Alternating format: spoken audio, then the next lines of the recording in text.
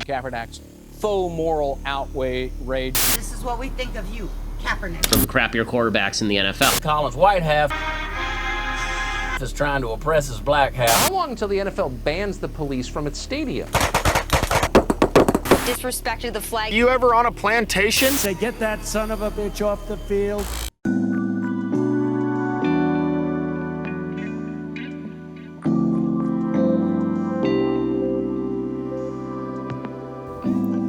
Hey, I know what you're thinking. Why are we still talking about this? It is 4 years later, and commentators and keyboard warriors still jump at any chance they can get when Colin Kaepernick's name pops up in the news. Problem is, they fail to comprehend some of the basic details of the situation, making this one of the stupidest things to happen in the American collective consciousness since Furbies. Also, don't judge. It's gotten to the point where some people are even suggesting this was a premeditated stunt by Kaepernick to give up playing football to make money off of social issues, which is a genius level theory except when you do some basic math showing he's missed out on tens of millions in potential earnings. Public opinion has shifted though. Since 2016, support for Kaepernick has grown from 28 to 61%. However, a huge chunk of Americans still don't support the idea, and the main reason is people feel it disrespects the troops. Kaepernick initially sat during the national anthem in the preseason of 2016 to protest police brutality. After seeing this, former Green Beret and NFL practice squad player Nate Boyer wrote an open letter in the Army Times. Kaepernick saw the letter and reached out to arrange a meeting where Boyer suggested kneeling as a way for Kaepernick to still protest police brutality while showing respect to current and former military members. The idea was to take a knee like how soldiers kneel before a grave to show respect. In fact, the first time Kaepernick took a knee, Boyer was standing right next to him. They thought it was a great idea, a suggestion by a veteran to show respect to the troops. What they didn't count on was how fucking idiotic the responses would be. The outrage machine hit full strength a year later, like when former AM radio host and personification of a wet blanket, Vice President Mike Pence, went to a Colts game just so he could act offended and leave after players took a knee.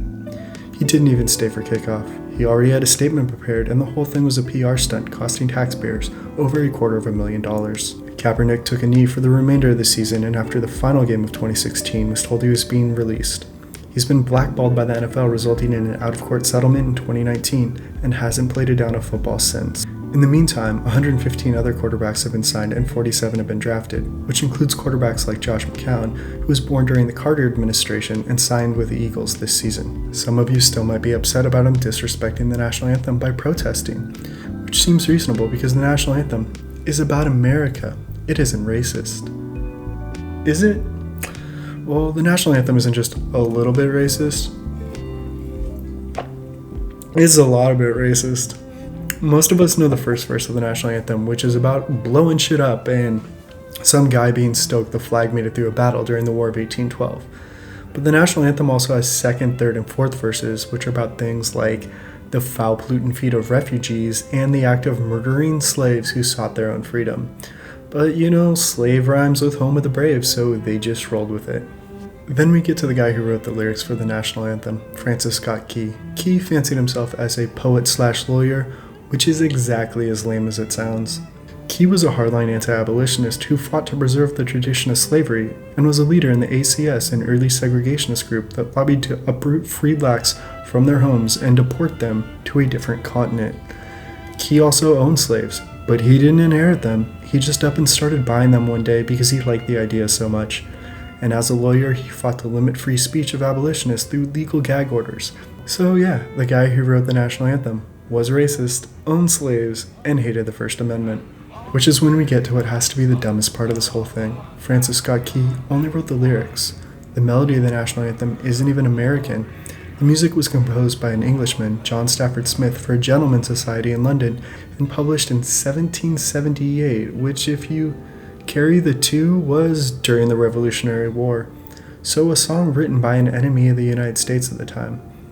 Maybe ISIS can write our next national anthem. Before we get back to people losing their shit over an NFL player kneeling during a racist song, I just want to add that for most of US history, the Star-Spangled Banner wasn't our national anthem. In fact, we didn't even have one until 1931. The government added that shit to distract from the Great Depression. Playing the national anthem at domestic sporting events didn't even become prominent until World War II and isn't a common thing in other first world countries. Now, the NFL's argument, and one toted by most people who still reserve a spot for Tim Tebow on their fantasy football roster, is that Colin Kaepernick isn't good at football, which, after his final season where his team went 2-14, might seem like a case. So, is Colin Kaepernick good at football? Of course he is. Kaepernick statistically is the best quarterback in NFL history to be forced into retirement under the age of 35. He got his team yards away from winning a Super Bowl in 2013. In his last season, he had a passer rating higher than most starting QBs in the league, and that's after having 3 different coaches running 3 different systems over 3 years and going through what has universally been considered the worst offseason in NFL history. Kaepernick still holds the NFL records for most QB rushing yards in a game and in a postseason. And then there's this little number, 1.8%, his career interception percentage. Sounds low, because it is. It's better than quarterbacks like Peyton Manning, Andrew Luck, and Dan Marino. In fact, Kaepernick has the 4th lowest interception percentage in the history of the NFL. A dual-threat interception averse quarterback who's been to a Super Bowl. That sounds like a coach's wet dream, so why isn't Colin Kaepernick on a team? Is Kaepernick old? Yeah, no, Kaepernick just turned 33, still considered in his prime. Especially when you have quarterbacks like Tom Brady and Drew Brees who have a decade on him and are a few years away from collecting their AARP cards. Now, a lot of people who rail against Kaepernick are under the misconception that he's stupid, so why should you listen to him? Maybe his goofy smile and questionable outfit choices have misled you. He took a political stance and potentially lost millions in salary. Maybe you think that's dumb. Which, hey, maybe the validity of someone's argument shouldn't be determined by their perceived intelligence, but I'll bite. Kaepernick was a 4.0 student in high school while being all-state in 3 sports. In college, he was 2-time Conference Player of the Year while learning and running what was then considered the unconventional pistol offense. So naturally, his GPA dropped down to... I'm sorry, it was still 4.0. Then during the NFL Combine in 2011, he took the Wonderlic test, which is basically the NFL's version of the IQ test. Average score is around 20. A good score is 26. Kaepernick scored a 38, one of the highest scores in NFL history. So is Kaepernick smart? Yeah, he's probably smarter than you, me, or most of the people that mouth off in the comments section anytime his name pops up in the news. Now I get it, some of you still might not like the idea of someone kneeling during the national anthem. And that's fine. But it's not a good reason to be triggered into wild internet rants. It's 2021. If you're still angry, maybe that's more on you and where you choose to get your information, and not someone kneeling during a 240-year-old song. If you actually want to support the troops, donate to a charity, volunteer your time, or just talk to a military member or their families and ask ways they could use support. Virtue signaling by feigning outrage doesn't materially support anyone and is more about yourself. You know, you got to think your whole life you've been playing football, for that moment to go ahead and to play in the NFL, and then, when you get there, all the executives, the owners, they all white. And I mean, it get to a point where, in order to fit in, you got to learn how to, I guess it's called code switching or something, where you got to not be yourself in order to fit in, and I'll say to stick around.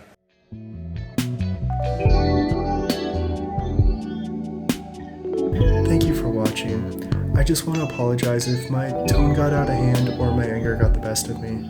This is my first YouTube video, so if you enjoyed it, feel free to like and subscribe. If you didn't, I would love if you left a comment.